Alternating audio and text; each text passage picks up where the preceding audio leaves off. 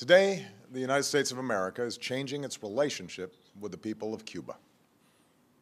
In the most significant changes in our policy in more than 50 years, proudly, the United States has supported democracy and human rights in Cuba through these 5 decades. Today, Cuba is still governed by the Castros and the Communist Party that came to power half a century ago. While I've been prepared to take additional steps for some time, a major obstacle stood in our way: the wrongful imprisonment in Cuba of a U.S. citizen and USAID subcontractor, Alan Gross, for 5 years. Over many months, my administration has held discussions with the Cuban government about Alan's case and other aspects of our relationship.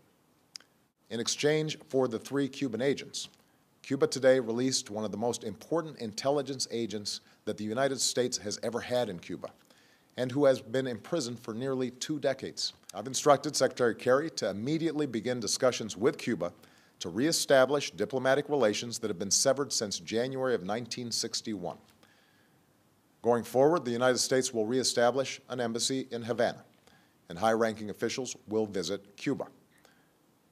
Where we can advance shared interests, we will, on issues like health, migration, counterterrorism, drug trafficking, and disaster response. Indeed, we've seen the benefits of cooperation between our countries before. Now, where we disagree, we will raise those differences directly, as we will continue to do on issues related to democracy and human rights in Cuba. But I believe that we can do more to support the Cuban people and promote our values through engagement. This is fundamentally about freedom and openness, and also expresses my belief in the power of people-to-people engagement. With the changes I'm announcing today, it will be easier for Americans to travel to Cuba, and Americans will be able to use American credit and debit cards on the island. Nobody represents America's values better than the American people, and I believe this contact will ultimately do more to empower the Cuban people. I also believe that more resources should be able to reach the Cuban people, so we're significantly increasing the amount of money that can be sent to Cuba and removing limits on remittances that support humanitarian projects, the Cuban people, and the emerging Cuban private sector.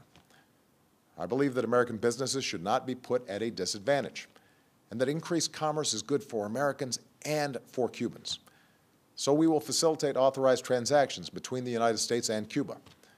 U.S. financial institutions will be allowed to open accounts at Cuban financial institutions, and it will be easier for U.S. exporters to sell goods in Cuba. I believe in the free flow of information, so I've authorized increased telecommunications connections between the United States and Cuba. Businesses will be able to sell goods that enable Cubans to communicate with the United States and other countries.